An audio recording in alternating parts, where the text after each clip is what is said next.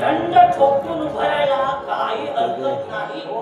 पण नवऱ्याचं काय?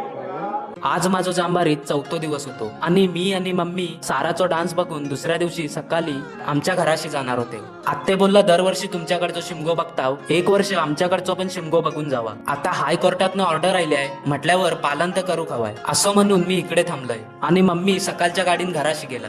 त्याच्यानंतर मी भैरी देवाच्या मंदिरात जाऊक निघालोय, कारण इकडे आज सत्यनारायणाची महापूजा होती. इकडे मी पाया वगैरे पडलोय, त्याच्यानंतर भैरी देवाच्या पण पाया पडलोय आणि इकडे मंदिराची सजावट एकच नंबर होती. पूजेचा प्रसाद वगैरे घेतलो आणि जेव बसलोय. जेवण झाल्यानंतर आत्तू म्हणूक लागलो माझ्यासोबत खंडाल्यात चल, माझे केस कापायचे. खास केस कापूसाठी आम्ही खंडाल्यात आलो. एवढं मोठं जांभारी गाव आहे पण थंय एक पण सलून नाही. मनात विचारायलो मीच सलून टाकतोय आता इकडे. आत्तूचे केस कापून झाल्यावर आम्ही परत मंदिरात आलो. इकडे बायकांचा हल्दी कुंकू चालू होता आणि हो असं उत्सव दरवर्षी असतं. आणि आज ना इकडे नाटक पण आहे. दरवर्षी डान्स असतात पण यंदा नाटक आहे. नंतर मी घराशी आलोय. घराशी येऊन बघतो तर आत्या झोपल्याला होता आणि त्याच्या बाजूक रिया पण झोपल्याला होता. हा झोपल्याला माका बघवे नव्हता म्हणून एका सतावक लागलोय. संध्याकाळी तुलसी कलर काढलो. रात्र होत आली म्हणून तुलसीचो कलर मी अर्धवटच ठेवलो. आणि आज साक्षात या बायाचे पाय या घरात लागले होते. येताना हा मेथीची भाजी घेऊन आलेला. रात्री जेवण बिवून आम्ही सगळे जाऊक निघाले नाटक बघू.